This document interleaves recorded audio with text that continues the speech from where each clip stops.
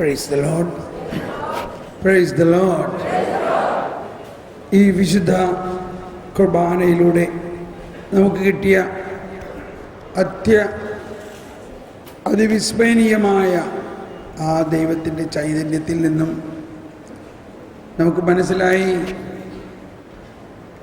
ഈശോയുടെയും അതിദാരുണമായ പീഡാനുഭവത്തിലൂടെയും ഉത്ഥാനത്തിലൂടെയുമാണ് നമ്മുടെ പാപങ്ങൾക്ക് പരിഹാരം കിട്ടിയിരിക്കുന്നത്. നമ്മുടെ ആരുടെയും വ്യക്തിപരമായ പ്രവൃത്തിയിലൂടെ അല്ല, നമ്മൾ ആരുടെയും പ്രവൃത്തിയുടെ ഫലമായിട്ട് കൽപ്പനകളുടെ പാലനത്തിലൂടെയും അല്ല എന്ന്. ഇങ്ങനെ വിശ്വസിക്കുന്നവർ ഒന്ന് കൈ ഉയർത്തിയേ.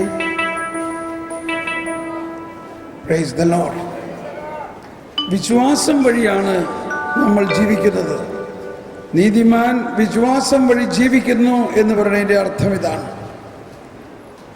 യേശുവാകുന്ന ആ നീതിമാന്റെ ഹൃദയത്തിൽ നിന്നൊഴുകുന്ന നീതീകരണത്തിൻ്റെ കൃപാവരമാണ് വിശ്വാസികളായ നമ്മൾ ഓരോരുത്തരിലും ലഭിക്കുന്നത്.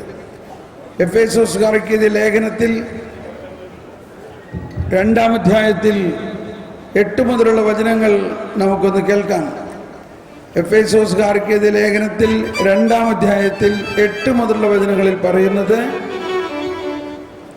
വിശ്വാസം വഴി, എല്ലാവരും ഏറ്റു പറഞ്ഞുകൊണ്ട്, വിശ്വാസം വഴി കൃപയാലാണ് നാം രക്ഷിക്കപ്പെടുന്നത്.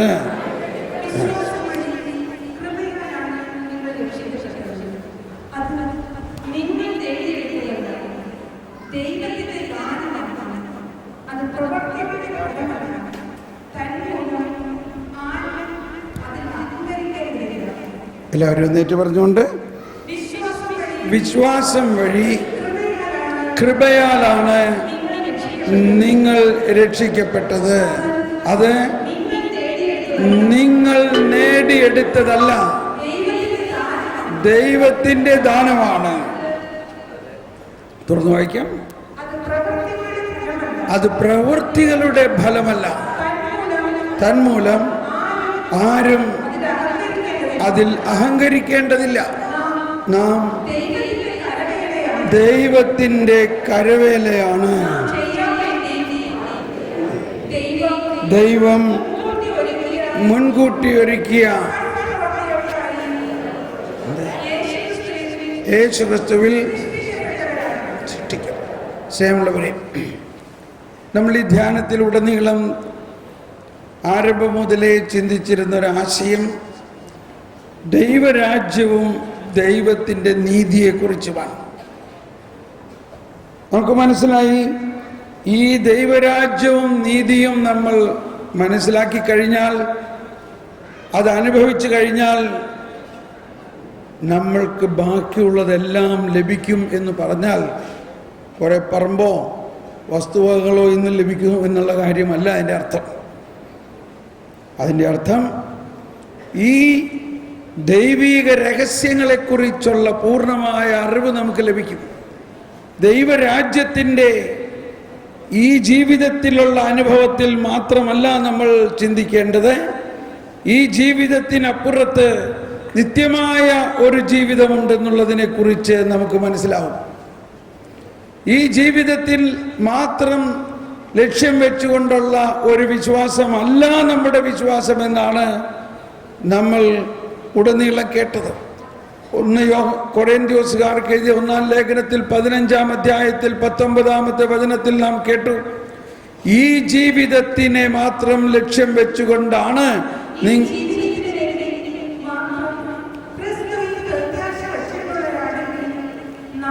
നമ്മൾ എല്ലാ മനുഷ്യരെയും കാൾ, ഒന്നുകൂടി എല്ലാവരും ഏറ്റു പറഞ്ഞുകൊണ്ട്, ഈ ജീവിതത്തിന് വേണ്ടി മാത്രം ക്രിസ്തുവിൽ പ്രത്യാശ വെച്ചിട്ടുള്ളവരാണെങ്കിൽ നമ്മൾ എല്ലാ മനുഷ്യരെയും കാൾ നിർഭാഗ്യവാന്മാരാണ്. ഇത് അത്ര കേൾക്കാൻ മധുരമുള്ള ഒരു വാർത്തയല്ലാന്ന് തോന്നുന്നില്ലേ? ആണോ? നമ്മൾ അധികം പേരും ലോകമെമ്പാടുമുള്ള ഒരു 90% ക്രിസ്ത്യാനികളും ഈ ജീവിതത്തിന് ലക്ഷ്യം വെച്ചുകൊണ്ടാണ് ജീവിക്കണേ. ആണോ അല്ലയോ? എൻ്റെ വീട്, എൻ്റെ ഭാര്യ, എൻ്റെ ഭർത്താവ്, എൻ്റെ മക്കൾ, അവർക്ക് നല്ലൊരു ജോലി വേണം, അവർ കുറേ കാശുണ്ടാക്കണം, അവർ കുറേ സ്ഥലം മേടിക്കണം, അത് കഴിഞ്ഞ് കുറച്ച് നാൾ ജീവിച്ച് കഴിയുമ്പോൾ മരിച്ചു. പിന്നെ ഈ സ്ഥലവും വീടുമൊക്കെ എന്ത് ചെയ്യും? ഇപ്പോൾ യൂറോപ്പിലേക്കുള്ള ആളുകളുടെ പ്രശ്നം അതാണ്. ഇതെന്ത് ചെയ്യുമെന്ന് അറിഞ്ഞൂടാ, മക്കളുമില്ല, ആർക്കാ കൊടുക്കണമെന്ന് അറിഞ്ഞൂടാ. എന്തുകൊണ്ടാണ്? അവർ ലക്ഷ്യം വെച്ചത് ഈ ജീവിതത്തിൽ കുറെ പടുത്തുയർത്തണമെന്നുള്ളതാണ്.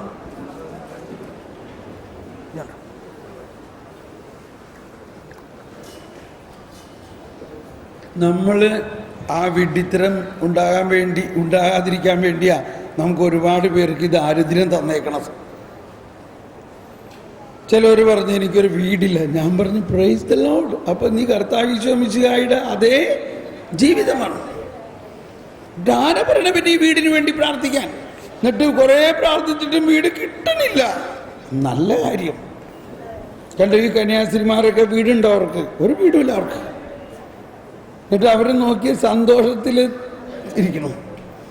നമുക്കെന്താ സന്തോഷമില്ലായ്മ? നമുക്ക് സന്തോഷമില്ലായ്മയുടെ പ്രധാന കാരണം നമ്മൾ ഈ ലോകത്തിലുള്ള കുറെ സന്തോഷത്തെ, കുറെ വസ്തുക്കളെ, കുറെ നാളികേരത്തിനെ, കുറെ സ്വർണത്തിനെ ആഗ്രഹിക്കണം. എന്നാൽ കർത്താവ് നമുക്കൊരുക്കിയിരിക്കുന്നത്, ഒന്നെല്ലാവരും പറഞ്ഞ്, കണ്ണ് കാണാത്തതും കാത് കേൾക്കാത്തതും മനുഷ്യ മനസ്സിനെ നിരൂപിക്കുക പോലും ചെയ്യാൻ സാധിക്കാത്ത അത്രയും വലിയ ഒരു സ്വർഗമാണ്. ഒരു എന്താണ് സ്വർഗം?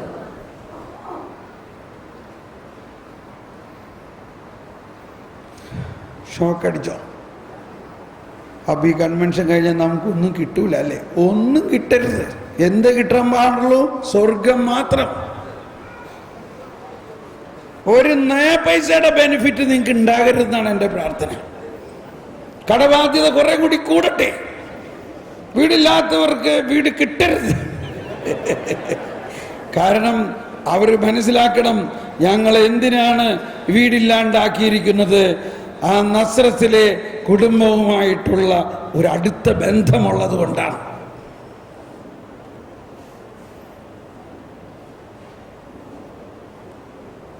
ധനവാന്മാർ അവരുടെ ബംഗ്ലാവുകളെല്ലാം വിറ്റ് ദരിദ്രരാകട്ടെ. അപ്പോ അവർ നസ്രത്തിലെ കുടുംബത്തിലെ ബന്ധുക്കാരാകും. ഷോക്കടിച്ചോ? ഷോക്കടിച്ചോ? നിങ്ങൾക്ക് സത്യം പറയുകയാണെങ്കിൽ ഇപ്പൊ മാർപ്പാപ്പ വന്നിട്ട് എന്താ ചെയ്തേ? മാർപ്പാപ്പ വന്നിട്ട് ആദ്യം തന്നെ ചെയ്തത് ഫ്രാൻസിസ് അസീസിയുടെ പേരെടുത്തു. ഫ്രാൻസിസ് മരിച്ചിട്ട് 1800 വർഷം കഴിഞ്ഞിട്ടും ഫ്രാൻസിസിന്റെ ആ ദാരിദ്ര്യം പോയോ? ആ ദാരിദ്ര്യത്തെ സ്വീകരിച്ചുകൊണ്ട് ഒരു മാർപ്പാപ്പ. എന്നിട്ട് ഉടനെ തന്നെ ആ മാർപ്പാപ്പ അസീസിയിലേക്ക് പോയിട്ട് സാന്താമിയാനോയില് ഫ്രാൻസിസിനോട് ഒരു പൊട്ടിയ കുരിശിൽ നിന്നും പണ്ട് കർത്താവ് സംസാരിച്ച അതേ സ്ഥലത്ത് വന്ന് മുട്ടുകുത്തി സാഷ്ടാംഗം വീണ് കിടന്നു. അപ്പോൾ ഈ പുതിയ ഫ്രാൻസിസ് എന്തായിരിക്കും കേട്ടത്? ഈ പുതിയ ഫ്രാൻസിസ് കേട്ടത് ഇതാണ്: എൻ്റെ സഭയെ പുതുക്കി പണിയുക.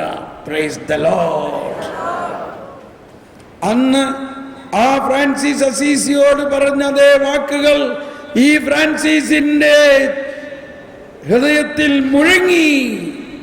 അതിനു മുമ്പേ തന്നെ ഫ്രാൻസിസ് അസീസിലേക്ക് പോണതിന് മുമ്പ് തന്നെ തൻ്റെ അരമന വേണ്ടാന്ന് വെച്ചു, തൻ്റെ വലിയ പോപ്പിന്റെ കാറ് വേണ്ടാന്ന് വെച്ചു. ഇതൊക്കെ വേണ്ടാന്ന് വെച്ച് ഒരു സാധാരണ ബിഷപ്പിന്റെ ജീവിതത്തിലേക്ക് വന്നു. ഇതാണ് ക്രിസ്തുവിനെ അനുകരിക്കുക എന്നതിൻ്റെ അർത്ഥം. നമ്മുടെ പ്രധാന പ്രയാസങ്ങളുടെ കാരണം ക്രിസ്തു വസിക്കേണ്ട, ദൈവാത്മാവ് വസിക്കേണ്ട, സ്വർഗം സംസ്ഥാപിതമാകേണ്ട സ്ഥലത്ത് സ്വർണവും വെള്ളിയും വലിയ വലിയ സൗധങ്ങളും വലിയ വലിയ മൺകൂമ്പാരങ്ങളും എന്ന് പറഞ്ഞാൽ പാർക്ക് കെട്ടിടങ്ങൾ, ഇതൊക്കെ നമ്മളകത്ത് സ്ഥാപിച്ചിരിക്കുകയാണ്. അതാണ് പൗലോസ്ലീഹ പറഞ്ഞതിനർത്ഥം. ഈ ജീവിതത്തിലെ മാത്രം ലക്ഷ്യം വെച്ചുകൊണ്ടാണ് നിങ്ങൾ ക്രിസ്തുവിൽ പ്രത്യാശ വെച്ചിട്ടുണ്ടെങ്കിൽ നിങ്ങൾക്ക് ഒരാന്തരിക സൗഖ്യവും കിട്ടാൻ പോണില്ല. എങ്ങനെയാണ് ആന്തരിക സൗഖ്യം കിട്ടുന്നത്? നമ്മളുടെ ഹൃദയത്തിൽ കർത്താവ് ഈശോ എഴുന്നള്ളി വന്നു. ആ എഴുന്നള്ളി വന്ന കർത്താവ് ഈശോയ്ക്ക് നമ്മുടെ ഹൃദയത്തിൽ പൂർണ്ണമായ ഇടം കൊടുക്കുക. അതിനെ ഈശോയിൽ കൂടുതലായും മറ്റൊന്ന് സ്നേഹിക്കാതിരിക്കുക. മാത്രമല്ല, ഈ ലോകത്തിനപ്പുറത്തൊരു ജീവിതമുണ്ട് എന്നുള്ള വലിയ രഹസ്യം മനസ്സിലാക്കണം. നമ്മൾ ഇന്നലത്തെ കലാപരിപാടിയിൽ ഏപ്രാസ്യമ്മയും അൽഫോൻസാമ്മയും ഏലിയാസ് അച്ഛനും ഒക്കെ ഇവിടെ വന്നത് കണ്ടില്ലേ? എന്തിനാ ഇതൊക്കെ കാണിക്കണേ? എന്തിനാ ഇവരൊക്കെ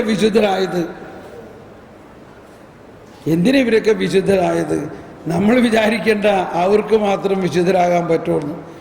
ഈ വലിയ ഇഗ്നാഷ്യസ് ലയാളോ എന്ന വലിയ വിശുദ്ധനും ഈശോ സഭയുടെ സ്ഥാപകനുമായ അദ്ദേഹം നമ്മളെ പോലെ ഒരു സാധാരണ അൽമായനായിരുന്നു.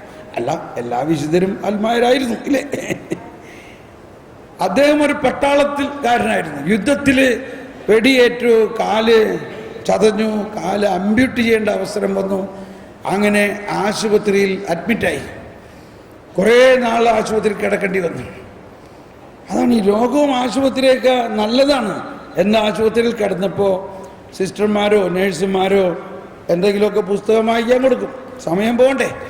അങ്ങനെ വായിക്കാൻ കൊടുത്തൊരു പുസ്തകം സകല വിശുദ്ധന്മാരുടെയും ഷോർട്ട് ബയോഗ്രഫി, ചെറിയ ജീവചരിത്രങ്ങൾ, കുറേ വിശുദ്ധന്മാരെ കുറിച്ചുള്ള ജീവചരിത്രങ്ങളുടെ ഒരു സമാഹാരം വായിക്കാൻ കിട്ടി. വേറെ എന്ത് പണിയാ, കിടപ്പ് എന്നാ വായിച്ചുകളാം എന്നുദ്ദേശിച്ച് ഇദ്ദേഹം വായിച്ചു. അങ്ങനെ 3-4 ദിവസം അത് വായിച്ചപ്പോ ഇദ്ദേഹത്തിൻ്റെ ഉള്ളിൽ ഒരു ശബ്ദം, ആ ശബ്ദം മാറ്റലിക്കൊള്ളുകയാണ്. ഈ വിശുദ്ധന്മാരെല്ലാം പണ്ടൊക്കെ വലിയ പാപികളായിരുന്നോ? ആ വിശുദ്ധരുടെ ജീവിതം കണ്ടപ്പോൾ ഇഗ്നേഷ്യസ് ലയോളയ്ക്ക് തോന്നി, അവനും ഒക്കെ വിശുദ്ധനാകാമെങ്കിൽ എന്തുകൊണ്ട് എനിക്കുമായിക്കൂടാ? പ്രൈസ് ദി ലോർഡ് എന്നെല്ലാവരും പറഞ്ഞേ. എല്ലാവരും നിങ്ങൾക്ക് വേണ്ടേ? അവളും വിശുദ്ധരാകാമെങ്കിൽ എന്തുകൊണ്ട് എനിക്കായിക്കൂടാ? ഇങ്ങനെ നമുക്കൊന്ന് ചിന്തിക്കണതിന് വല്ല വിരോധമുണ്ടോ? അതാണ്. അപ്പൊ നമ്മൾ അൽഫോൻസാമ്മയ്ക്ക് നൊവേന ചൊല്ലിയാൽ പോരാ, ഒരു കാലത്ത് നമുക്ക് വേണ്ടിയും ആരെങ്കിലും നൊവേന ചൊല്ലണം. Price the Lord. നമ്മളെല്ലാവരും വിശുദ്ധരാകണം. മാർപ്പാപ്പ പറയാണ്, എല്ലാ ക്രിസ്ത്യാനികളും കർത്താവ് രണ്ടാമത് വരുമ്പോൾ നമ്മൾ ഒരുമിച്ച് കാണും, അവിടെ വെച്ച് നമുക്ക് എല്ലാവർക്കും പിതാവിന്റെ വലതുഭാഗത്ത് കാണാം എന്നാ പറയണത്. Price the Lord. ആ ലക്ഷ്യമാണ് നമ്മുടേത്. അപ്പൊ നമ്മുടെ ജീവിതത്തിൽ ക്രിസ്തീയ അനുഭവം ഉണ്ടാകണമെങ്കിൽ ഇവിടത്തെ ക്രിസ്തീയ ജീവിതത്തെ മാത്രം ലക്ഷ്യം വെക്കുന്നതല്ല ക്രിസ്തീയ അനുഭവം.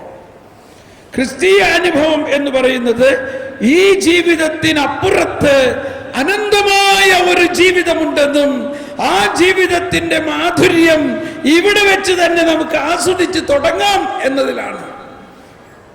ഞാനും എൻ്റെ ഭാര്യയും തമ്മിൽ ഇടയ്ക്കിടയ്ക്കുള്ള ഒരു ഗുസ്തി അല്ലെങ്കിൽ ഒരു തർക്കം, ആരാദ്യം പോകുന്നുള്ളതാണ്. അങ്ങനെ ഞങ്ങളൊരു തീർപ്പിൽ വന്നിരിക്കുകയാണ്, നമുക്കിനി പ്രാർത്ഥിക്കേണ്ടത് കർത്താവെ ഞങ്ങളെ ഒരുമിച്ച് കൊണ്ടുപോകണം. പക്ഷെ എന്നിരുന്നാലും ഞങ്ങൾക്ക് 2 പേർക്കും എപ്പം മരിക്കണതിന് യാതൊരു ഭയമില്ല. എനിക്ക് ഇപ്പോൾ ഞാൻ ഏറ്റവും ആഗ്രഹിക്കുന്നത്, ഞാൻ വചനം പ്രഘോഷിച്ചുകൊണ്ടിരിക്കെ വീണ് മരിക്കണം. Price the Lord. നിങ്ങൾക്കൊക്കെ ബുദ്ധിമുട്ടാവും, എന്നിരുന്നാലും ഇല്ലേ, കാണുന്ന ആളുകൾക്കൊക്കെ ബുദ്ധിമുട്ടാവും. പക്ഷേ എന്തോ ആവട്ടെ, സ്വർഗത്തെക്കുറിച്ചും മരണത്തെക്കുറിച്ചും ഭയങ്കര സന്തോഷമാണ്. ആരെങ്കിലും മരിച്ചെന്ന് അറിഞ്ഞു കഴിഞ്ഞാൽ ഞാൻ ഉടനെ പറയും പ്രൈസ് ദി ലോർഡ്. ഒരിക്കൽ ഒരാൾ വന്നിട്ട് പറഞ്ഞു, സാറേ ഒരു സാഡ് ന്യൂസ് ഉണ്ട്, ഒരു ദുഃഖകരമായ വാർത്തയുണ്ട്. ഞാൻ ചോദിച്ചു, എന്താ? ഞങ്ങളുടെ വികാരിയച്ഛൻ മരിച്ചുപോയി. ഞാൻ പറഞ്ഞു അതിന് ദുഃഖം എന്താ, അത് ഭയങ്കര സന്തോഷമല്ലേ ഉണ്ടാവേണ്ടത് എന്ന് പറഞ്ഞാൽ നിങ്ങളുടെ വികാരി അച്ഛൻ ഈ ലോകത്തിലെ ജീവിതം അവസാനിച്ച് സ്വർഗത്തിലേക്ക് പോയി എന്നർത്ഥം ആണോ? ഇതല്ലേ പറഞ്ഞതിൻ്റെ അർത്ഥം? പക്ഷെ നമ്മൾ സാധാരണ പറയുമ്പോൾ ഒരു ദുഃഖകരമായ വാർത്തയുണ്ടെന്നാ പറയുന്നത്. അപ്പൊ നമ്മുടെ വിശ്വാസത്തിന്റെ ഭാഷ തന്നെ മാറണം. നമ്മളോ നമ്മുടെ ബന്ധുക്കളോ ആരെങ്കിലും മരിക്കുമ്പോൾ അല്ലെങ്കിൽ ആ മരണത്തെ കുറിച്ച് ഓർത്തുകൊണ്ട് നമ്മൾ ഭയത്തോടെയോ ദുഃഖത്തോടെയോ നിരാശയോടെയോ ചിന്തിക്കുകയാണെങ്കിൽ അത് വിശ്വാസത്തിൻ്റെ ഭാഷയല്ല. വിശ്വാസം എന്നത് എല്ലാവരും ജനിക്കുന്നു, ജനിച്ച പോലെ തന്നെ വീണ്ടും സ്വർഗത്തിൽ ജനിക്കുന്നു, അതിനാണ് മരണം. അപ്പോൾ നമുക്ക് അല്പസമയം കൊണ്ട് ഈ 7-8 കാര്യങ്ങൾ ചിന്തിക്കണം. നമ്മുടെ ജീവിതത്തിൻ്റെ അവസാനം എന്താണ്? അത് അവസാനിക്കുന്ന നേരത്ത് ആർക്കും ചിലപ്പോൾ മനസ്സിലായില്ലെന്ന് വരും. അതുകൊണ്ട് ഇപ്പോഴേ ഒന്ന് മനസ്സിലാക്കിയിരിക്കണം, നല്ലതാണ്. നമ്മുടെ ജീവിതത്തിൽ ഇവിടെ ആയിരിക്കുമ്പോൾ തന്നെ സ്വർഗത്തിലായിരിക്കുന്നൊരു അനുഭവമാണ്. ഇപ്പൊ ഈ വിശുദ്ധ ബലി അർപ്പണത്തിൽ അത് തോന്നിയോ ഇല്ലയോ? നമ്മൾ സ്വർഗത്തിലാണെന്ന് തോന്നിയോ ഇല്ലയോ? അങ്ങനെ ഒരു ജീവിതമാണ് നമുക്ക് തന്നിരിക്കുന്നത്. അതിനാവശ്യമായ വിശ്വാസം ഇതാണ്. 8 കാര്യങ്ങൾ നമ്മൾ പഠിക്കണം. ഞാൻ ഇന്നലെ മിനിയാന്നായിട്ട് ഒരു 8 കാര്യം പറഞ്ഞില്ലേ, വിശുദ്ധ കുർബാനയിൽ അടങ്ങിയിരിക്കുന്നു. എന്ന പോലെ തന്നെ എന്തെല്ലാമാണ് 8 കാര്യങ്ങൾ? നമ്മൾ വിശ്വാസ പ്രമാണത്തിൽ പറയുന്നുണ്ട്, ശരീരത്തിന്റെ ഉയർപ്പിലും നിത്യമായ ജീവിതത്തിൽ ഞാൻ വിശ്വസിക്കുന്നു, ഇല്ലേ? അപ്പോൾ പ്രധാനമായ ഒന്ന് നമ്മുടെ ശരീരത്തിന്റെ ഉയർപ്പിനെ കുറിച്ചുള്ള അറിവാണ്. ശരീരത്തിന്റെ ഉയർപ്പിലുള്ള വിശ്വാസം, അതാണ് പോയിന്റ് നമ്പർ 1. ഇനി മനസ്സിലാക്കേണ്ടത്, അതായത് ഈ ജീവിതത്തിൽ ഇവിടെ ജീവിക്കുമ്പോൾ തന്നെ നമ്മൾ മനസ്സിലാക്കണം എങ്ങനെയാണ് എൻ്റെ ശരീരം ഉയർക്കാൻ പോകുന്നതെന്ന്. ഇനി മറ്റൊരു കാര്യം മനസ്സിലാക്കാനുള്ളത്, മരണം എന്നാൽ എന്താണ് ഈ മരണം എന്ന് പറയണത്? എല്ലാവരും കിടന്ന് നിലവിളിക്കുന്നുണ്ട്, കറുത്ത കൊടി കാണിക്കുന്നുണ്ട്, കറുത്ത ഉടുപ്പിടുന്നുണ്ട്, എല്ലാം ചെയ്യുന്നുണ്ട്. എന്താണ് മരണം? അത് മനസ്സിലാക്കണം.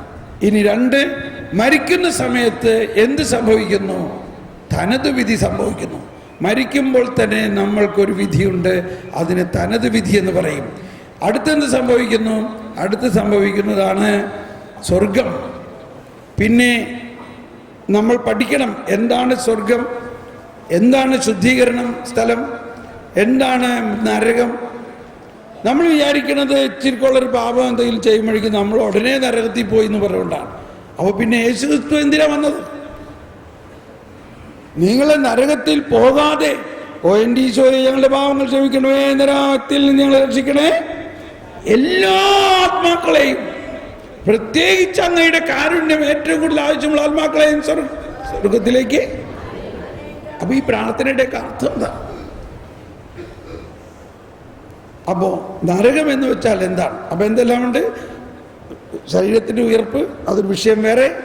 പിന്നെ നിത്യജീവൻ എന്ന് പറഞ്ഞാൽ നമ്മുടെ മരണം, മരണാനന്തര ജീവിതത്തിലുണ്ടാകുന്ന കാര്യങ്ങൾ എന്താണ്? തനത് വിധി, സ്വർഗം, ശുദ്ധീകരണ സ്ഥലം, നരകം, അതിനുശേഷമുള്ള മഹത്വീകൃതമായ അന്ത്യവിധി, കർത്താവ് രണ്ടാമത് വരുന്ന അവസരം, അതിനുശേഷം പുതിയ ആകാശവും പുതിയ ഭൂമിയും. ഇത്രയും കാര്യങ്ങളെക്കുറിച്ച് സംശയമില്ലാതെ നമ്മൾക്കൊരു അറിവുണ്ടാകണം. അതിനകത്തൊരു സംശയമില്ല, എനിക്ക് യാതൊരു സംശയമില്ല ആ കാര്യത്തിൽ. ആ രീതിയിൽ എൻ്റെ അകത്തേക്ക് അതിനെക്കുറിച്ചുള്ള പ്രബോധനം കിട്ടിയിരിക്കുന്നു. അങ്ങനെ സംശയമില്ലാത്ത ഈ വക മരണാനന്തര ജീവിതത്തിലെ സംഭവങ്ങളെക്കുറിച്ച് യാതൊരു സംശയവുമില്ലാത്ത എത്ര പേരുണ്ട് ഇവിടെ ഒന്ന് കൈപൊക്കിയേ? മരണാനന്തര ജീവിതത്തെക്കുറിച്ച്, സ്വർഗം, നരകം, ശുദ്ധീകരണ സ്ഥലം, അന്ത്യവിധി, പൊതുവിധി, പുതിയ ആകാശം, ഇതിനെക്കുറിച്ച് കൃത്യമായിട്ട് അറിയാം, യാതൊരു സംശയമില്ല. സന്തോഷത്തോടെ ഞാൻ അങ്ങോട്ടേക്ക് പോകാൻ നോക്കിയിരിക്കുകയാണ് എന്ന് തോന്നുന്നവരൊന്ന് കൈവീശി കാണിച്ച്. കുറേ പേരുണ്ടല്ലോ. Praise the lord. കൈയടിച്ച് കർത്താവിന് നന്ദി പറയണം. Very good. ഞാൻ പ്രതീക്ഷിച്ചതിനേക്കാളും ഒരുപാട് ആൾക്കാർ കൈവൊക്കിയിട്ടുണ്ട്. പക്ഷേ ഇനി വിവരങ്ങൾ കേട്ട് കഴിയുമ്പോഴാണ് നമ്മൾ ഉദ്ദേശിച്ചതും ഇതുമായിട്ട് എന്ത് വ്യത്യാസമുണ്ടെന്ന് മനസ്സിലാക്കണം. ആദ്യം നമ്മൾ മനസ്സിലാക്കേണ്ടത് വിശ്വാസ പ്രമാണത്തിൻ്റെ അവസാനത്തെ സെന്റൻസ്, അവസാനത്തെ വചനമാണ് നമ്മുടെ വിശ്വാസ പ്രമാണത്തിൻ്റെ ഏറ്റവും ശക്തമായ കാര്യം. കാരണം ബാക്കിയുള്ളതെല്ലാത്തിലും നമ്മൾ വിശ്വസിക്കുന്നു, നമുക്കൊരു സംശയമില്ല. പിതാവായ ദൈവത്തിന് സംശയമില്ല, സൃഷ്ടാവായ ദൈവത്തിനെ കുറിച്ച് സംശയമില്ല, യേശു ക്രിസ്തു വന്നു, ജനിച്ചു, ഉയർത്തു, യാതൊരു സംശയമില്ല, പരിശുദ്ധാത്മാവിനെ കുറിച്ച് സംശയമില്ല. പക്ഷെ ഇനി നടക്കാത്ത കാര്യം എന്താ? ഇതൊക്കെ നടന്നു കഴിഞ്ഞ കാര്യങ്ങളാണ്. ഇനി നടക്കാനുള്ളത് എന്താ? ശരീരത്തിൻ്റെ ഉയർപ്പിൽ നിത്യമായ ജീവിതം. ശരീരം ഉയർക്കുന്നോ? അതെങ്ങനെയാ? അതിലുള്ള വിശ്വാസമാണ് പലർക്കും ബുദ്ധിമുട്ടുള്ളത്. ഞാനിത് സഹായിക്കാൻ വേണ്ടി പറയാം, ഞാൻ കുറ്റപ്പെടുത്താൻ പറയല്ല. ഇത് മനസ്സിലായി കഴിയുമ്പോൾ നിങ്ങളുടെ വിശ്വാസം കരുത്തുള്ളതായിത്തീരും, പാറ പോലെ ആയിത്തീരും. പത്രോസേ, നീ പാറയാകുന്നു. യോശിയായിൽ വചനത്തിൽ പറയുന്നുണ്ട്, 51-ാം അധ്യായത്തിൽ, ദൈവത്തെ അന്വേഷിക്കുന്നവരെ, രക്ഷ തേടുന്നവരെ, നിങ്ങളെ വെട്ടിയെടുത്ത പാറയിലേക്കും നിങ്ങളെ കുഴിച്ചെടുത്ത ഖനിഗർഭത്തിലേക്കും നോക്കുവിൻ. എല്ലാവരും കരമുയർത്തി. നിങ്ങളെ വെട്ടിയെടുത്ത പാറയിലേക്കും നിങ്ങളെ കുഴിച്ചെടുത്ത ഖനിഗർഭത്തിലേക്കും നോക്കുവിൻ. Praise the lord. അതേതാണ് ആ പാറ? അബ്രാഹം ആകുന്ന പാറ, അബ്രാഹത്തിന്റെ വിശ്വാസമാകുന്ന പാറ. എന്താണ് ആ ഖനിഗർഭം? സാറയുടെ ഗർഭം. അടുത്ത വചനം വായിക്കാം.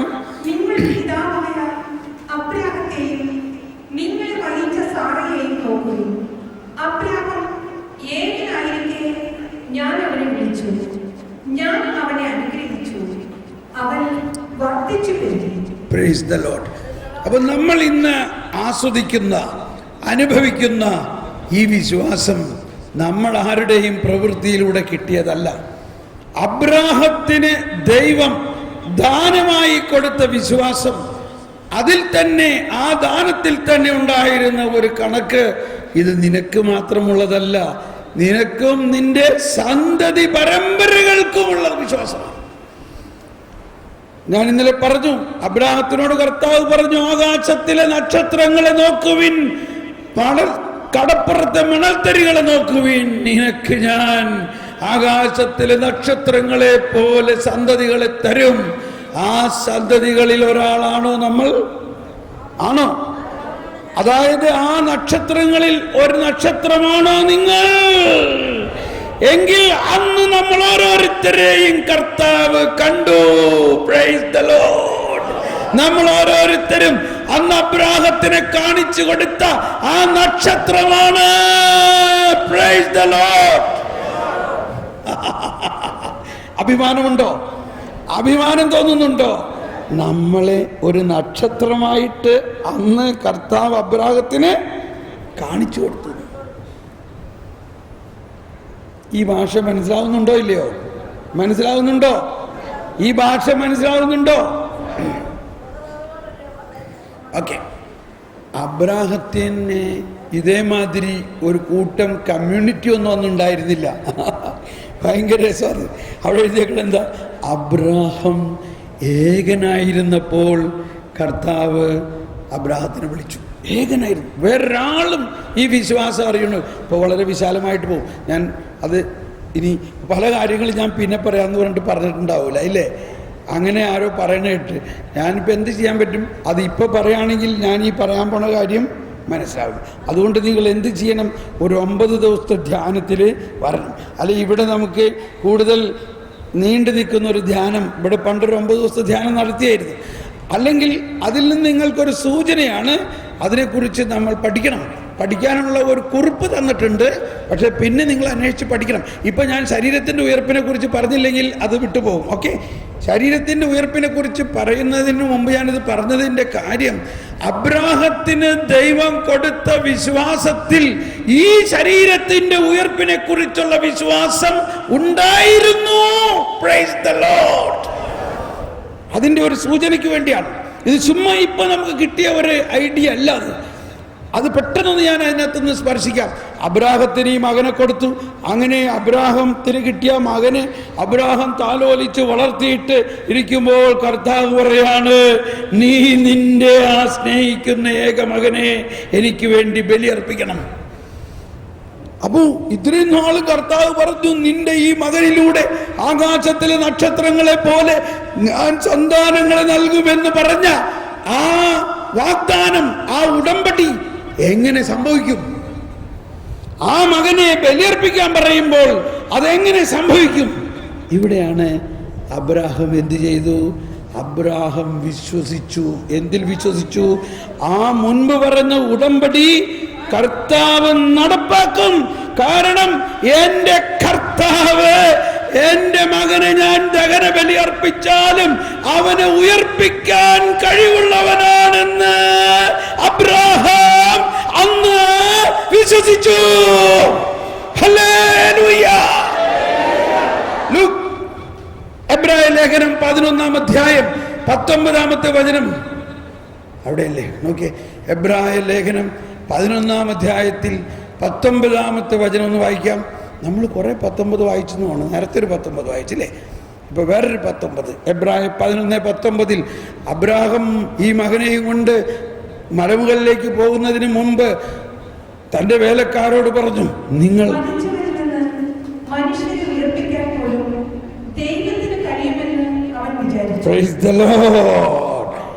കണ്ടോ? ഒന്നെല്ലാവരും ശബ്ദം ഉയർത്തിയേ. മരിച്ചവരിൽ നിന്ന് മനുഷ്യനെ ഉയർപ്പിക്കാൻ പോലും ദൈവത്തിന് കഴിയുമെന്ന് അവൻ വിചാരിച്ചു. ഇത് പറയുന്നത് ഏത് അവസരത്തിന് ആണെന്ന് വെച്ചാൽ, ഈ കുഞ്ഞിനെയും കൊണ്ട് മലമുകളിലേക്ക് പോകുമ്പോൾ താഴ്വാരത്തിൽ വേലക്കാരെയും കഴുതയെല്ലാം നിർത്തി. മോറിയ പർവ്വതം, ആ മോറിയ പർവ്വതത്തിലാണ് പിന്നീട് ജെറുസലേം ദേവാലയം ഉണ്ടാക്കിയതല്ല. ആ മോറിയ പർവ്വതത്തിന്റെ താഴ്വാരത്തിൽ കഴുതയുമായിട്ട് നിൽക്കാൻ പറഞ്ഞിട്ട് പറഞ്ഞു, നിങ്ങൾ ഇവിടെ തന്നെ നിൽക്കുവിൻ, ഞാനും മകനും മുകളിൽ പോയി ബലിയർപ്പിച്ച് തിരിച്ചു വരാം. Price the Lord. അതിന്റെയൊക്കെ അർത്ഥം എന്താ? ഞാനും മകനും, എല്ലാവരും ഒന്ന് പറഞ്ഞേ, ഞാനും മകനും മുകളിൽ പോയി, മലമുകളിൽ പോയി ബലിയർപ്പിച്ച് തിരിച്ചു വരും. അബ്രാഹാം വിശ്വസിച്ചു. എന്ത് വിശ്വസിച്ചു? ഞാൻ എൻ്റെ മകനെ ദഹന ബലി അർപ്പിച്ചാലും എന്റെ കർത്താവിന് മരിച്ചവരെ ഉയർപ്പിക്കാനുള്ള ശക്തിയുണ്ടെന്നും ആ കർത്താവാണ് എന്നോട് അരുളി ചെയ്തിരിക്കുന്നത്, ആകാശത്തിലെ നക്ഷത്രങ്ങളെ പോലെ നിനക്ക് ഞാൻ സന്താനങ്ങളെ ഈ മകനിലൂടെ നൽകുമെന്ന വാഗ്ദാനം പൂർത്തിയാകുമെന്നും അബ്രാഹാം വിശ്വസിച്ചു. ഈ ഇത്രയും ഫസ്റ്റ് ബ്രാൻഡ് ഫെയ്ത്ത് ആണ് ആ പാറ എന്ന് പറയുന്നത്. നിന്റെ വെട്ടിയെടുത്ത പാറ, നമ്മുടെ വിശ്വാസത്തിൻ്റെ ആ തനിമ നമ്മൾ മനസ്സിലാക്കണം. അതുകൊണ്ടാണ് ഈ ഒരു വിശ്വാസത്തിൽ നമ്മൾ അടിയുറയ്ക്കുമ്പോഴാണ് നമ്മുടെ വിശ്വാസം ശക്തമാകുന്നത്. ശരീരത്തിൻ്റെ ഉയർപ്പിലുള്ള വിശ്വാസം. നമ്മൾ പല പ്രാവശ്യം പറഞ്ഞു, ലാസറിനെ ഉയർപ്പിക്കാൻ എന്തിനാണ് യേശു ലാസറിനെ ഉയർപ്പിച്ചത്? ലാസർ കുറച്ച് ദിവസം കഴിഞ്ഞപ്പോൾ വീണ്ടും മരിച്ചു. ലാസറിനെ ഉയർപ്പിക്കുന്നതിലൂടെ യേശുവിനെ നമ്മളെ പഠിപ്പിക്കണമായിരുന്നു, എന്താണ് ഞാൻ കൊണ്ടുവന്നിരിക്കുന്ന വിശ്വാസം. അന്ത്യദിനത്തിൽ നമ്മുടെ ശരീരങ്ങൾ ഉയർത്തും എന്നതിലുള്ള വിശ്വാസമാണ് കൊണ്ടുവന്നിരിക്കുന്നത്. അതിൻ്റെ ഒരു മുൻ ആസ്വാദനം ഇപ്പൊ തന്നെ തരണം. അത് തരണമെങ്കിൽ ഒരു ഉയർപ്പുണ്ടാകണം. ഒരു ഉയർപ്പുണ്ടാകണമെങ്കിൽ ഒരാൾ മരിക്കണം. ആരെ മരിപ്പിക്കും? തൻ്റെ ബാല്യകാല സുഹൃത്തും ഉറ്റ സ്നേഹിതനുമായ ലാസറിനെ തന്നെ അതിനുവേണ്ടി തിരഞ്ഞെടുക്കാം. അതാണ് നമ്മൾ കർത്താവുമായിട്ട് ഭയങ്കര ലോഹ്യമൊക്കെ ഉണ്ടായിക്കഴിഞ്ഞാൽ ഇങ്ങനെയുള്ള ചില എക്സ്പെരിമെൻറ്റുകൾ കർത്താവ് നമ്മളിലൂടെ നടത്തി മറ്റുള്ളവരെ കാണിക്കും. കർത്താവിനെ ഉത്ഥാനത്തിന് കാണിച്ചു കൊടുക്കണം. അപ്പം അതിനുവേണ്ടി ഒരാളെ മരിപ്പിക്കണം. എന്താ ഭക്ഷണം? ഞങ്ങൾ ഭക്ഷണമൊന്നും കഴിക്കണില്ലെന്ന് പറഞ്ഞില്ലേ? ഇവിടെ കാര്യം സ്വർഗരാജ്യത്തിനെ കുറിച്ച് പറയുമ്പോൾ ഭക്ഷണം എന്നൊക്കെ പറഞ്ഞാൽ എന്താ? കഴിക്കണോ? കണ്ടോ? ഒരു മിനിറ്റ്, ഒരു 5 മിനിറ്റ് 10 മിനിറ്റ് കഴിഞ്ഞിട്ട് ഇതൊന്നും അങ്ങ് പറഞ്ഞു തീർന്നോട്ടെ കേട്ടോ. പറഞ്ഞിട്ട് മതി. മതി, ശരി. കണ്ടോ ഈ ലോകത്തിൻ്റെ ആഗ്രഹങ്ങളൊക്കെ വിട്ടു. ഇപ്പം നമുക്ക് ആകെ സ്വർഗത്തിൻ്റെ കാര്യം. ശരീരത്തിൻ്റെ ഉയർപ്പിനെ കുറിച്ച് ലാസറിൻ്റെ ഉയർപ്പിലൂടെ കർത്താവ് പഠിപ്പിച്ചത് എങ്ങനെയാ? ലാസർ മരിക്കണം എന്ന് പറഞ്ഞപ്പോഴേക്കും, അല്ലെങ്കിൽ ലാസറിന് സൂക്കേടായപ്പോഴേക്കും പെങ്ങന്മാർക്ക് ഇത്രയൊന്നും വിശ്വാസമായിട്ടില്ല. അവർ വിചാരിച്ചു ഈശോ ഒരാളെ അയച്ചാൽ ഈശോ പെട്ടെന്ന് സുഖപ്പെടുത്തുക, കാരണം ഈശോ ഒരു സ്നേഹിതനല്ലേ. പക്ഷേ ഈശോ അനങ്ങിയോ? അവരൊരാളെ അയച്ചിട്ട് പറഞ്ഞു, നീ ഇത്തരം പറഞ്ഞാൽ മതി, കർത്താവെ അങ്ങ് സ്നേഹിക്കുന്നവൻ രോഗിയായിരിക്കണം എന്ന് പറഞ്ഞാൽ കർത്താവ് ഉടനെ സൗഖ്യപ്പെടുത്തുമെന്ന് അവർ വിചാരിച്ചു. പക്ഷേ ഒന്നും നടന്നില്ല. ഒരു ദിവസം കഴിഞ്ഞു, ലാസർ മരിച്ചു. പിന്നെ എന്ത് ചെയ്യാം? അടക്കി. അത് കഴിഞ്ഞിട്ടും ഒരു ദിവസം കഴിഞ്ഞു, ഈശോനെ കാണാനില്ല. 2 ദിവസം, 3-ാം പക്കം 4-ാം പക്കം ഈശോ ലെഫ്റ്റ് റൈറ്റ് എന്ന് പറഞ്ഞുകൊണ്ട് വരികയാണ്. ഈശോ വന്നപ്പോഴേക്കും പെങ്ങന്മാരെല്ലാം കടന്ന് ഭയങ്കര കരച്ചിലായി. എൻ്റെ കർത്താവേ, നീ ഉണ്ടായിരുന്നെങ്കിൽ എൻ്റെ സഹോദരൻ മരിക്കില്ലായിരുന്നു, ഇല്ലേ? ഭയങ്കര കരച്ചിൽ. ഈശോയും ഈ പെണ്ണുങ്ങളുടെ കൂടെ കരഞ്ഞു എന്നാ പറയുന്നത്. അതാണ് ഈശോയിൻ്റെ ആ മനുഷ്യത്വം എന്ന് പറയുന്നത്. പക്ഷെ കരഞ്ഞു കഴിഞ്ഞിട്ട് ഒരു നെടുവീർപ്പിടൽ. അതാണ് മനുഷ്യത്വത്തിൽ നിന്നും ഇപ്പോൾ ദൈവത്വത്തിലേക്കുള്ളൊരു വരവാണ്. നിന്റെ സഹോദരൻ ഉയർത്തെഴുന്നേക്കും. അപ്പോൾ മാർത്ത വിശ്വാസ പ്രമാണത്തിൻ്റെ അവസാന ഭാഗം പറഞ്ഞു. എന്താ പറഞ്ഞത്? അന്ത്യദിനത്തിൽ ഉള്ള ശരീരത്തിൻ്റെ ഉയർപ്പിലും നിത്യമായ ജീവിതത്തിൽ ഞാൻ വിശ്വസിക്കുന്നു എന്ന് പറഞ്ഞു, അല്ലേ? അന്ത്യദിനത്തിൽ എൻ്റെ സഹോദരൻ ഉയർത്തുമെന്ന് ഞാൻ വിശ്വസിച്ചു. അത് തന്നെ വലിയ കാര്യം അന്നത്തെ കാലത്ത് പറയണത്. അപ്പോഴാണ് ഈശോ പറയാണ്, ശ്രദ്ധിക്കണേ, ഒന്ന് കൈവീശി കാണിച്ച്, ഇപ്പൊ പോകട്ടെ ഭക്ഷണത്തിന്, ഇതൊന്ന് പറഞ്ഞു തന്നോട്ടെ. ഇതാ വലിയൊരു കാര്യമാണ് അപ്പൊ പറയുന്നത്. അന്ത്യദിനത്തിലുള്ള ആ ഉത്ഥാനത്തിൽ ഞാൻ വിശ്വസിക്കുന്നു എന്ന് മർത്ത പറഞ്ഞപ്പോൾ ഈശോ പറയുകയാണ്, ഞാനാകുന്നു ആ ഉയർപ്പ്. I am the resurrection. Present ടെൻസിൽ, വർത്തമാനകാലത്തിൽ പറയാം. അവൾ പറഞ്ഞത് അന്ത്യദിനത്തിലെ കാര്യമാണ്, അത് ഭാവിയാണ്, ഇല്ലേ? ആ ഭാവിയുടെ അന്ത്യദിനത്തിൽ നടക്കാൻ പോകുന്ന, യുഗാന്ത്യത്തിൽ നടക്കാൻ പോകുന്ന ആ ഉയർപ്പ് നൽകുന്ന ആള് ആരാകുന്നു? ഞാനാകുന്നു. അവളുടെ വിശ്വാസം അങ്ങ് ഭയങ്കരമായിട്ട് വലുതായി. എൻ്റെ കർത്താവേ, ഞാൻ വിശ്വസിക്കുന്നു, കർത്താവേ നീയാണ് മിശിഹ എന്ന് ഞാൻ വിശ്വസിക്കുന്നു. ഇപ്പോ അവളുടെ വിശ്വാസം, ഒരു രോഗശാന്തിക്കാരനാണ് ഈശോ എന്ന് വിചാരിച്ചിരിക്കുകയായിരുന്നു, അല്ലേ? ഇപ്പൊ യേശു രോഗശാന്തി കൊടുക്കുന്നു വിചാരിച്ചിരുന്ന അവളുടെ വിശ്വാസം ഉയർന്ന് അന്ത്യദിനത്തിൽ ഉയർപ്പിക്കുന്ന ആളാണ് ഈ കർത്താവ് ഈശോ മിശിഹ. അദ്ദേഹം ഇവിടെ എൻ്റെ വീട്ടിലേക്ക് എഴുന്നള്ളി വന്നിരിക്കണു. എന്നിട്ട് ഈശോ പറയാണ്, എവിടെയാ അവൻ അടക്കിയിരിക്കുന്നത്? ഉടനെ അവരെല്ലാവരും കൂടി അങ്ങോട്ട് പോകാം. പക്ഷേ ഇത്രയും വിചാരിച്ചില്ല, ഇതിപ്പോൾ തന്നെ നടക്കാൻ പോകുന്നു. ഈശോ പറഞ്ഞു, ആ കല്ലെടുത്ത് മാറ്റി. അയ്യോ കർത്താവേ! അപ്പോൾ യഹൂദരുടെ പാരമ്പര്യം അനുസരിച്ച് 3 ദിവസം ഒരാളെ മരിച്ച് അടക്കിയാൽ 3 ദിവസം എന്നും അവിടെ പോയ ശരീരത്തിൽ സുഗന്ധദ്രവ്യങ്ങൾ പുരട്ടും. 4-ാം ദിവസം പോകില്ല. 4-ാം ദിവസം ആകുമ്പോഴേക്കും ശരീരം അഴുകാൻ തുടങ്ങണം, ദുർഗന്ധം വമിക്കാൻ തുടങ്ങും. അപ്പോൾ അവർ കഴിഞ്ഞ 3 ദിവസം പോയി കാണും.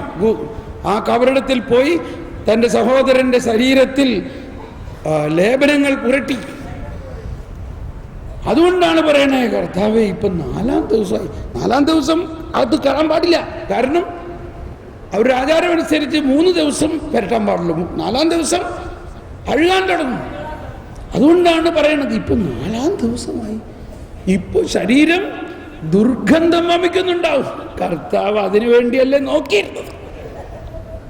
ആ ദുർഗന്ധം വമിക്കുന്ന ചീർണിച്ച അവസ്ഥയിൽ ഉള്ള ഒരു ശരീരത്തിലേക്ക് തന്റെ ഉത്ഥാനത്തിന്റെ ശക്തി, ഏത് അന്ത്യദിനത്തിൽ ഉയർപ്പിക്കുന്ന ആ ശക്തിയെ ഇന്ന് കടത്തിവിട്ടുകൊണ്ട് ആ ചീഞ്ഞളിഞ്ഞ ശരീരത്തിന് ആത്മീയമായ പുതിയ ഒരു ശരീരമാക്കി മാറ്റും. Praise the lord. മർത്യനു നിത്യമഹോന്നതമാം ഉത്ഥാനം അക്ഷയമവനുടെ ആത്മാവിൻ. അത് കഴിഞ്ഞിട്ടുള്ള പ്രാർത്ഥനയാണ്, കർത്താവേ അങ്ങ് സത്യമായി ഞങ്ങളുടെ ശരീരങ്ങളെ ഉയർപ്പിക്കുന്നവനും ജീവനെ രക്ഷിക്കുന്നവനും ആത്മാക്കളെ രക്ഷിക്കുന്നവനും ജീവനെ നിത്യം പരിപാലിക്കുന്നു. ഓക്കെ, അപ്പോ ഈശോ അവിടെ പ്രവർത്തിച്ചത് ഇതാണ്. ഈശോയുടെ ഏറ്റവും പ്രധാന സർവാധിപ ശക്തി, അതാണ് സർവാധിപനാം കർത്താവ്. ആ സർവാധിപ ശക്തി എന്ന് പറയുന്നത് മരിച്ചവരെ ഉയർപ്പിക്കുന്ന ശക്തിയാണ്. നമ്മളെല്ലാവരും മരിക്കുമ്പോൾ നമ്മുടെ ശരീരം ജീർണിക്കും, നമ്മുടെ ആത്മാവ് സ്വർഗത്തിലേക്ക് പോകും. സ്വർഗത്തിൽ പോയി ദൈവവുമായിട്ട് ഒന്നാകുന്നതിന് കാറ്റഗിസത്തിൽ ഞാൻ നോക്കി വായിക്കാം.